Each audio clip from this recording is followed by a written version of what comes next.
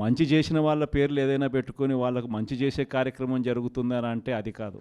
Red బుక్లలో ఎవరిని తొక్కాలి, ఎవరిని నాశనం చేయాలి, ఎవరి ఆస్తులు ధ్వంసం చేయాలి, ఎవరి మీద కేసులు పెట్టాలి అనే అంశాల మీద రెడ్ బుక్కులు తయారు చేసుకొని పై స్థానంలో ఉన్న వాళ్ళు రెడ్ బుక్కుల పేరుతో అరాచకాలు సృష్టిస్తూ దొంగ కేసులు పెడుతూ ఎలా ఇరికించాలి అని చెప్పి ఆరాటపడుతూ విధ్వంసానికి పై స్థాయిలో వాళ్ళు పాటుపడతా ఉంటే కింది స్థాయిలోకి వచ్చేసరికి ఎవరెవరి స్థాయిలో వాళ్ళు కూడా రెడ్ బుక్కులు తెరవడం మొదలుపెట్టారు. నియోజకవర్గ స్థాయిలో వాళ్ళు, మండల స్థాయిలో ఇంకొకరు, గ్రామ స్థాయిలో కూడా ఇంకొకరు కూడా రెడ్ బుక్స్ ఓపెన్ చేసి వాళ్ళు కూడా విధ్వంసానికి పాల్పడడం జరుగుతూ ఉంది.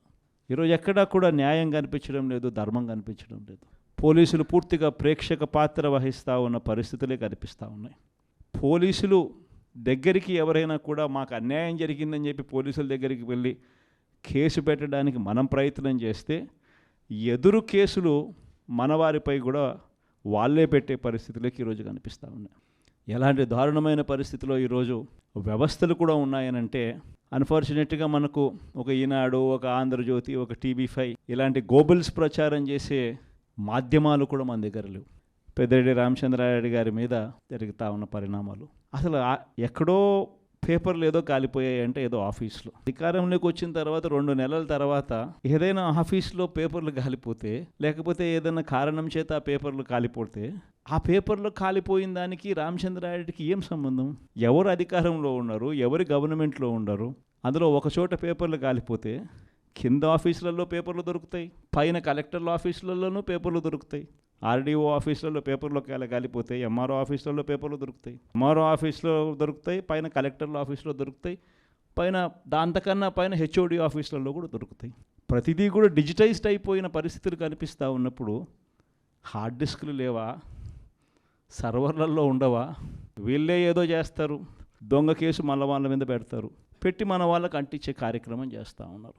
నేరం చేయాలంటే భయపడాల్సిందే అని చెప్పి ఒకవైపున స్టేట్మెంటు, ఇవాళ ఈనాడులో స్టేట్మెంటు, నిన్న సాక్షిలో హెడ్లైన్స్, తాడిపత్రిలో ఎమ్మెల్యే కంటెస్ట్ చేసిన ఎమ్మెల్యే పెద్దారెడ్డి తాడిపత్రి నియోజకవర్గంలోకి అడుగు పెట్టాలి అని అంటే అడుగు పెట్టడానికి వెళ్ళినప్పుడు ఏకంగా అడుగు పెట్టాడు అని చెప్పి ఇంటి మీద దాడి, ఇంటికి వచ్చిన కార్యకర్తలు మురళి అనే వాళ్ళ మీద దాడి, రాళ్ళు ఒకవైపున ఈయన స్టేట్మెంట్ ఈరోజు నేరం చేయాలంటే భయపడాల. మరి ఒకవైపున కాంట్రడిక్షను, ఒకవైపున భయాందోళన ఆయన క్రియేట్ చేస్తూ ఉన్నాడు, మరోవైపున స్టేట్మెంట్లు ఆపోజిట్గా ప్రజలను మభ్యపెట్టే స్టేట్మెంట్ను మళ్ళీ ఈనాడు క్యారీ చేస్తుంది. అంటే పద్ధతి ప్రకారం భయాందోళన క్రియేట్ చేయడం, పద్ధతి ప్రకారం ఈనాడు, ఆంధ్రజ్యోతి, టీవీ5, చంద్రబాబు నాయుడు వీళ్ళంతా కలిసి మళ్ళీ ఏమి జరగనట్టుగా మళ్ళీ వీళ్ళు రివర్స్ కథనాలు మళ్ళీ రాయించడం, ఇవి జరుగుతూ ఉన్నాయి. ఇలాంటి పరిస్థితుల్లో నిజంగా ప్రతి కార్యకర్తకు కూడా, ప్రతి నియోజకవర్గంలో కూడా ఈరోజు మీ అవసరం చాలా ఉంది.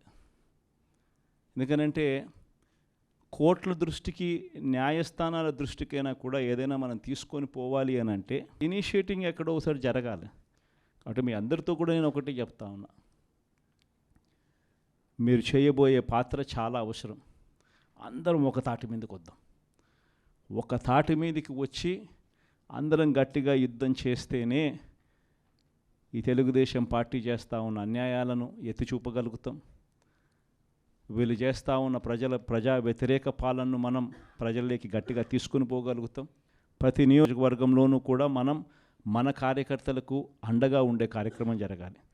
సో డిస్ట్రిక్ట్ లీగల్ సెల్స్ అనేటివి స్ట్రాంగ్ కావాలి, డిస్ట్రిక్ట్ లీగల్ సెల్స్ అనేటివి స్ట్రెంగ్తన్ కావాలి. స్ట్రెంగ్తన్ అయితేనే మనం మన ప్రతి కార్యకర్తకు అండగా నిలబడగలుగుతాం. జిల్లాను ఒక యూనిట్గా తీసుకొని ఆ జిల్లాలో లీగల్ సెల్ ఎలా ఉంది, ప్రతి కార్యకర్తకు ప్రతి నియోజకవర్గంలోనూ ఈ లీగల్ సెల్ అందుబాటులో ఉండడము ఒక ఆస్పెక్టు, రెండో ఆస్పెక్టు తోడుగా ఉండడము.